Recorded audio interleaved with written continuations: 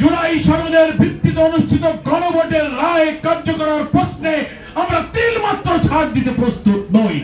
যে দেশের কোন আন্দোলনের শিশুদের মধ্যে ফ্যাসিস্ট কর্তৃত্ববাদী অত্যাচারী জালেমের বর্বরতা নিষ্ঠুরতা শিশুদের হৃদয় এরকম না দিতে পারে, সেই রক্ত কোনদিন বৃথা যেতে পারে না।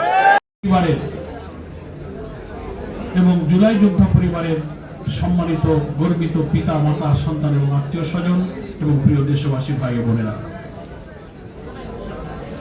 আজকের এই মত বিনিময় সভায় নিশ্চয়ই আপনারা আমার সঙ্গে একমত হবেন। এই সেই 10টা থেকে আমরা যে রক্তাক্ত লাল জুলাইয়ের এই মাসের স্মৃতি যেভাবে শহীদ পরিবারের সদস্যরা, সন্তান হারানো মা, ভাই, পিতা, স্বজনরা যেভাবে অশ্রুসিক্ত হয়ে তাদের স্মৃতিচারণ করলেন, আপনজন হারাবার, পঙ্গু হবার, চোখ হারাবার যে মর্মস্পর্শী বেদনা বিধুর, তাদের হৃদয়ের যে সমস্ত আকুতি তারা ব্যক্ত করেছেন, পরিবেশটা অনেকটা আবেগঘন বেদনা বিধুর হয়ে উঠেছে। আমরা সবাই কিন্তু মর্মাহত।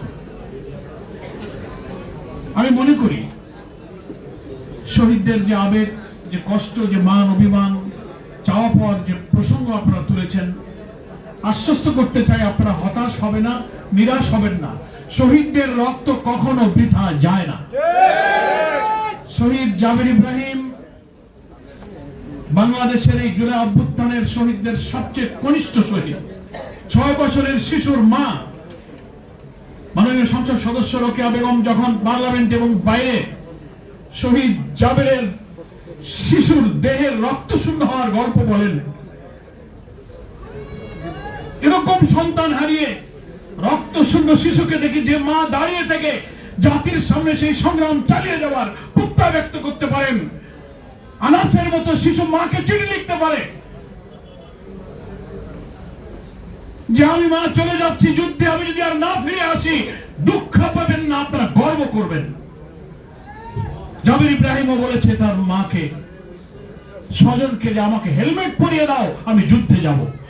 যে দেশের কোন আন্দোলনের শিশুদের মধ্যে ফ্যাসিস্ট কর্তৃত্ববাদী অত্যাচারী জালেমের বর্বরতা নিষ্ঠুরতা শিশুদের হৃদয় এরকম না দিতে পারে, সেই রক্ত কোনদিন বৃথা যেতে পারে না।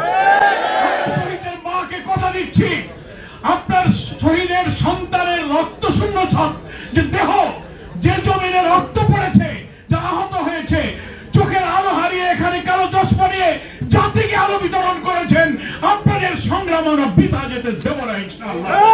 আমাদের নেতা শহীদদের অভিভাবক ডক্টর শফিকুর রহমান পার্লামেন্টে যেমন বলেছেন, বাইরেও বলেছেন, জুলাই সনদের ভিত্তিতে অনুষ্ঠিত গণভোটের রায় কার্যকর প্রশ্নে আমরা তিলমাত্র ছাড় দিতে প্রস্তুত নই। জাতীয় সংসদে সব বিতর্ক, রাজনৈতিক সংকট সমাধানের জায়গা হয় সেখানে সমাধান করতে হবে, না হলে যে 70% মানুষ গণভোটে হা ভোট দিয়েছে সেই জনগণকে সাথে নিয়ে রাষ্ট্রপতি ইনশাআল্লাহ তার ফয়সালা হবে। আমি আর বক্তব্য না বাড়িয়ে সম্মানিত প্রধান অতিথির বক্তব্য শোনার জন্য আমরা সবাই অপেক্ষা করছি।